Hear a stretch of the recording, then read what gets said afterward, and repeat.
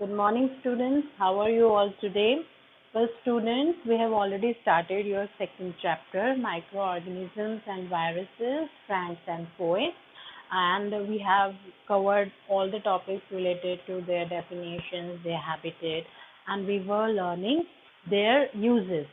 So today, we are learning the friendly microorganisms and what are their uses. So their use in medicines, means medicinal use of microorganisms.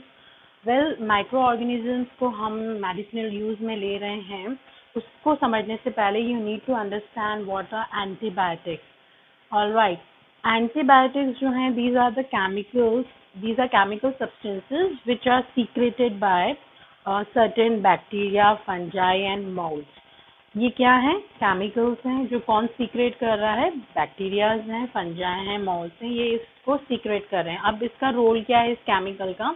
ये जो chemical है, जो antibiotic है, ये क्या करता है? ये इनहिबिट करता है, ये प्रिवेंट करता है या फिर स्टॉप करता है the growth of other microorganisms. ये दूसरे माइक्रो ऑर्गेनिजम्स की ग्रोथ को स्टॉप करने का काम करता है. तो this is what you need to know about the antibiotics. तो आपको एंटीबायोटिक क्लियर हो गया है. अब अगर हम बात करें तो जो फर्स्ट एंटीबायोटिक था वो कौन सा था? It was penicillin. और किसने डिस्कवर किया था उसे? अलेक्जेंडर फ्लेमिंग ने किया था. और कहाँ से उन्होंने इसको एक्सट्रैक्ट किया था? From Penicillium notatum. तो हम बढ़ते हैं आगे की तरफ. नाउ जब हमको इसी एंटीबायोटिक को, इस केमिकल सब्सटेंस को लार्ज स्केल पर प्रोड्यूस करना है तो हम क्या करेंगे? इन इंडस्ट्री एंटीबायोटिक्स जो होते हैं वो मैन्युफैक्चर किए जा रहे हैं. ठीक है, हम जो इनको मैन्युफैक्चर कर रहे हैं, क्या कर रहे हैं? Bye growing specific micro organism. हम कुछ सर्टेन स्पेसिफिक जो माइक्रो ऑर्गेनिज्म हैं उन्हीं को ही ग्रो कर रहे हैं लार्ज स्केल के ऊपर, क्योंकि हमको इसको लार्ज स्केल पे मैन्युफैक्चर कराना है एंटीबायोटिक का. जब इनको हम लार्ज स्केल पे ग्रो करा रहे हैं तो हम इनको कंट्रोल्ड कंडीशन में ग्रो करा रहे हैं. मीन्स हमने जो भी आसपास की जितनी भी सिचुएशंस है या कंडीशंस है उनको क्या कर रखा है? हमारे कंट्रोल में कर रखा है, ताकि वही माइक्रो ऑर्गेनिज्म ग्रो कर सके जो हम चाहते हैं. अदरवाइज क्या है, एयर के अंदर तो there are lots of bacteria. तो हो सकता है कि हम जो बैक्टीरिया चाहते हैं वो ग्रो ना करे और दूसरे बैक्टीरिया ग्रो हो जाए. तो उस केस में हम क्या करते हैं? इनको कंट्रोल कंडीशन के अंदर ग्रो कराते हैं. अब जहाँ तक बात आ रही है एंटीबायोटिक्स की, तो इन एंटीबायोटिक्स का क्या यूज है? एंटीबायोटिक का यूज जो है वो ये क्या कर रहे हैं? दूसरे जो बैक्टीरियाज वगैरह हैं उनको किल करने का काम कर रहे हैं. तो इनका यूज है बहुत सारी जो डिजीजेज वगैरह है उनमें हम इन्हें यूज करते हैं. ठीक है, एंटीबायोटिक्स जो है वो हमेशा हमको डॉक्टर की एडवाइस पर ही लेनी चाहिए और इनको अननेसेसरी नहीं लेना चाहिए. जितनी डोज डॉक्टर लिखता है उतनी ही डोज हमको एंटीबायोटिक्स की कंटिन्यू करनी चाहिए. एक्स्ट्रा हमारी तरफ से नहीं लेना चाहिए. क्यों? क्योंकि ये क्या करते हैं, जो बेनिफिशियल बैक्टीरियाज होते हैं उनको भी किल कर देते हैं. क्योंकि ये क्या है, ये माइक्रोबैक्टीरियल डिजीज जो है उनको कंट्रोल करने के काम में लिए जा रहे हैं. अगर हम इनको अननेसेसरी लेंगे या विदाउट डॉक्टर एडवाइस लेंगे तो ये जो बेनिफिशियल बैक्टीरियाज हैं उनको किल कर देते हैं. तो this is the use of penicillin. ठीक है, हम बढ़ते हैं हमारे नेक्स्ट टॉपिक की तरफ. तो next application of friendly microorganism is vaccine. Now immunization क्या है? It is a way to prevent disease को रोकने का एक जरिया है इम्यूनाइजेशन. और इम्यूनाइजेशन कैसे किया जाता है? हम डिजीज को कैसे प्रिवेंट कर रहे हैं, कैसे रोक रहे हैं? It is done by using vaccine. Vaccine की मदद से इम्यूनाइजेशन किया जाता है. तो हम समझेंगे what are vaccine. Well, vaccine समझने के लिए इसमें क्या होता है? स्मॉल डोज ऑफ वीकेंड या फिर किल्ड डिजीज कॉजिंग जो माइक्रोब्स हैं वो बॉडी के अंदर इंजेक्ट किया जाते हैं. क्या हो रहा है कि बहुत छोटी सी या स्मॉल डोज जो है, किसकी स्मॉल डोज? या तो वीक कर दिया गया है उन डिजीज कॉजिंग माइक्रोब्स को, या फिर उनको किल कर दिया गया है. या तो हमने उनको टोटली मार दिया है या फिर उनको वीक कर दिया है. ऐसे जो डिजीज कॉजिंग माइक्रो ऑर्गेनिज्म है उसकी एक स्मॉल क्वांटिटी, स्मॉल डोज ली जाती है और उसे क्या किया जाता है? इंजेक्ट किया जाता है. उसे हमारी बॉडी के अंदर इंजेक्शन के थ्रू इंजेक्ट किया जा रहा है. और क्या किया जा रहा है? ताकि हमारी जो बॉडी है वो इम्यून हो सके उस डिजीज के अगेंस्ट. ये जो भी डिजीज कॉजिंग माइक्रोब है उसको स्मॉल क्वांटिटी के लेकर हमारी बॉडी में इंजेक्ट किया है, ताकि हमारी बॉडी जो है वो इम्यून सिस्टम जो है उसका वो अपने आप को इम्यून कर सके उस डिजीज के अगेंस्ट. ये जो प्रोसेस है, this process is what vaccination is all about. Vaccination में क्या हो रहा है, तो वैक्सीनेशन में यही प्रोसेस हो रहा है कि किसी भी डिजीज कॉजिंग माइक्रोब की एक स्मॉल क्वांटिटी ली जा रही है, उसे हमारी बॉडी के अंदर इंजेक्ट किया जा रहा है, ताकि क्या है, हमारी जो बॉडी है वो उस डिजीज कॉजिंग माइक्रोब के अगेंस्ट इम्यून जो है वो डेवलप कर सके। जो भी वैक्सीनेशन वगैरह किए जाते हैं, जैसे चिल्ड्रन जो हैं वो बहुत ससेप्टिबल होते हैं डिजीज के अगेंस्ट, उनको बीमारियां जल्दी से हो जाती है। तो अगर आपके घर में छोटे भाई बहन हैं तो आपने देखा होगा उनको कितने ही तरीके के जो वैक्सीन है वो लगाए जाते हैं, स्मॉल पॉक्स के हैं, चिकन पॉक्स के हैं, ठीक है, हेपेटाइटिस के हैं। तो इस तरीके से खूब सारे वैक्सीन लगते हैं। इन वैक्सीन में होता क्या है, इन वैक्सीन के अंदर वही जो डिजीज कॉजिंग माइक्रोब है ना, वो हमारी बॉडी के अंदर इंजेक्ट किया जा रहा होता है, और वो वीकेंड होता है या फिर किल होता है, तो वो हमारी बॉडी को ऐसा नुकसान नहीं पहुंचाता है।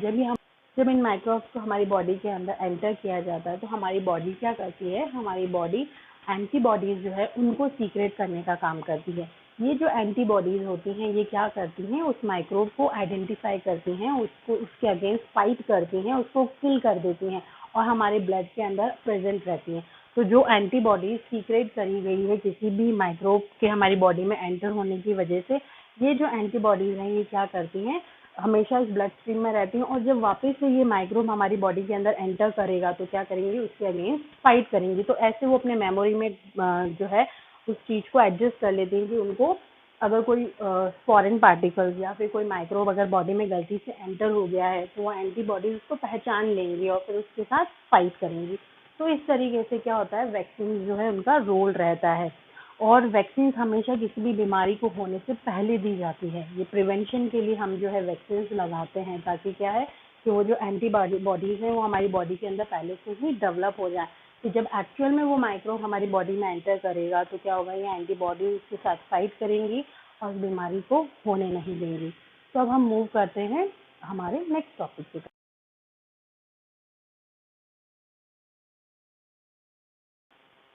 Alright students, the next use of friendly microorganism is in increasing soil fertility. Microorganisms, they are helping in increasing the fertility of soil. Blue green algae, what they are doing? वो fix कर रही हैं atmospheric nitrogen को soil के अंदर, ठीक है। दूसरा है सिम्बायोटिक बैक्टीरिया। कुछ जो बैक्टीरिया हैं, सिम्बायोटिक बैक्टीरिया जो हैं वो क्या कर रहे हैं, कहाँ पाए जाते हैं, लेग्यूमिनस प्लांट्स के रूट्स में पाए जाते हैं। वहाँ ये क्या करते हैं, रूट नोड्यूल बनाने का काम करते हैं। और इन सिम्बायोटिक बैक्टीरिया का क्या फंक्शन रहता है, they absorb atmospheric nitrogen and क्या कर रहे हैं, उसको कन्वर्ट कर रहे हैं नाइट्रोजनस कंपाउंड के अंदर। तो हम ये अच्छे से जानते हैं कि जो हमारे प्लांट्स वगैरह हैं उनको क्या चाहिए होता है, उनको नाइट्रोजन की रिक्वायरमेंट रहती है। अच्छी ग्रोथ के लिए उनको सॉइल में से नाइट्रोजन चाहिए होता है। नाइट्रोजन इतना अबंडेंट गैस होने के बावजूद भी क्या हो रहा है कि प्लांट डायरेक्टली एब्जॉर्ब नहीं कर पा रहा है, ठीक है। वो कौन सी नाइट्रोजन एब्जॉर्ब कर पा रहा है, ओनली जो कि सॉइल के अंदर अवेलेबल है। उसको सॉइल के अंदर अवेलेबल कराने के लिए कौन हेल्प कर रहे हैं, जो माइक्रो ऑर्गेनिज्म है, जैसे कि blue green algae and symbiotic bacteria. Blue green algae कैसे एटमॉस्फेरिक नाइट्रोजन जो है उसको फिक्स करके सॉइल में अवेलेबल करा रहा है प्लांट के लिए, और सिम्बायोटिक बैक्टीरिया क्या कर रहा है, वो एब्जॉर्ब कर रहा है एटमॉस्फेरिक नाइट्रोजन गैस को और उसको कन्वर्ट कर रहा है नाइट्रोजनस कंपाउंड में, उसको अवेलेबल करा रहा है सॉइल में, ताकि प्लांट उसको यूटिलाइज कर सके। ब्लू ग्रीन एल्गे और सिम्बायोटिक बैक्टीरिया जो हैं, इन दोनों को कंबाइनली क्या बोलते हैं, they are known as biological nitrogen fixer.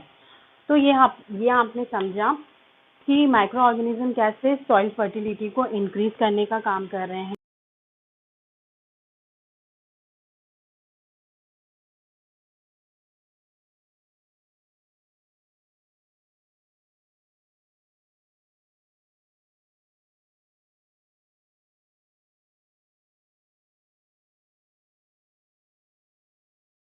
हमारा जो नेक्स्ट टॉपिक है वो है क्लींजिंग द एनवायरनमेंट। जो माइक्रो ऑर्गेनिजम्स हैं वो एनवायरनमेंट को क्लीन करने में भी हेल्प कर रहे हैं। आपने देखा होगा जब भी कोई चीज रॉटन होने लग जाती है, जब भी कोई चीज डीके होने लग जाती है, उसमें से स्मेल आने लग जाती है, उसके ऊपर फंगस की ग्रोथ हो जाती है, तो ये सब क्या है, फंगस क्या है, fungus is a kind of micro organism. तो माइक्रो ऑर्गेनिज्म क्या करते हैं, जब भी कोई डेड या फिर डिकेइंग ऑर्गेनिक मैटर है, ये ऑर्गेनिक मैटर क्या हो सकता है, प्लांट्स भी हो सकते हैं, एनिमल्स भी हो सकते हैं, तो जब प्लांट्स की डेथ हो जाती है, एनिमल्स की डेथ हो जाती है, तो इन तब क्या करते हैं माइक्रो ऑर्गेनिज्म, ये उनको डिकम्पोज करने का काम करते हैं। क्या करते हैं? उनको ब्रेक डाउन करने का काम करते हैं। तो जितना भी डेड और डिकेइंग ऑर्गेनिक मैटर है, with the help of micro organism वो डिकम्पोज किया जाता है सिंपल एंड हार्मलेस सब्सटेंसेस के अंदर। ये जो कॉम्प्लेक्स सब्सटेंसेस हैं, ये ब्रेक डाउन हो जाते हैं सिंपल सब्सटेंसेस में और हार्मलेस सब्सटेंसेस में।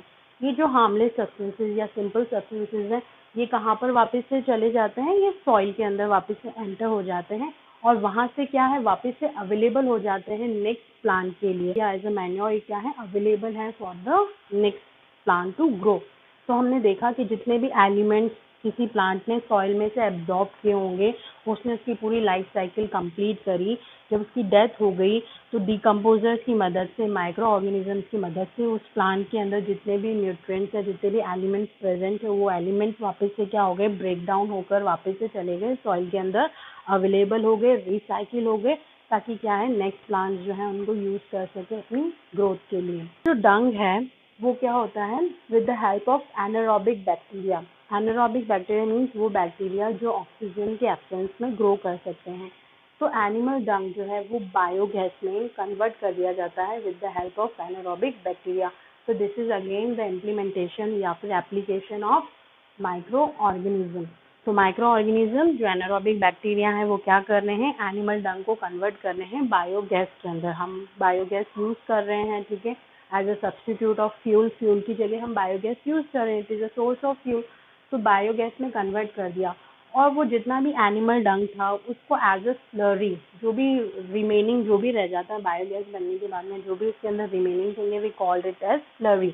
ये जो स्लरी है इसे यूज किया जाता है फील्ड्स में एज अ मैन्योर। मैन्योर की तरह हम उसे यूज करते हैं फील्ड्स में to increase the fertility of soil.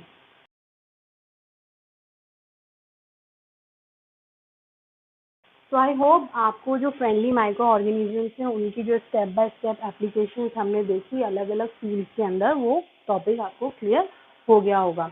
तो आगे के जो हार्मफुल बैक्टीरिया है या सॉरी जो हार्मफुल माइक्रो ऑर्गेनिजम्स वाला जो टॉपिक है वो हम कंटिन्यू करेंगे नेक्स्ट वाले वीडियो में। तो स्टूडेंट्स यहाँ तक आई होप सब चीज़ें आपको क्लियर हो गई होगी। Now comes your social responsibilities, आपकी सोशल ड्यूटीज की बात आती है। तो यू नो वेरी वेल आपको क्या करना है। You need to be at home, okay? You need to be safe. You need to sanitize your hands. You need to wash your hands with soap for at least 20 seconds. And आपको frequently थोड़ी देर में you need to wash your hands. आपको balanced diet लेनी है, healthy diet लेनी है. You have to drink lots of water and you need to maintain social distancing. This is a very important, ठीक है, आपको social distancing अच्छे से maintain रखनी है. So you need to be safe. You need to be healthy. Thank you.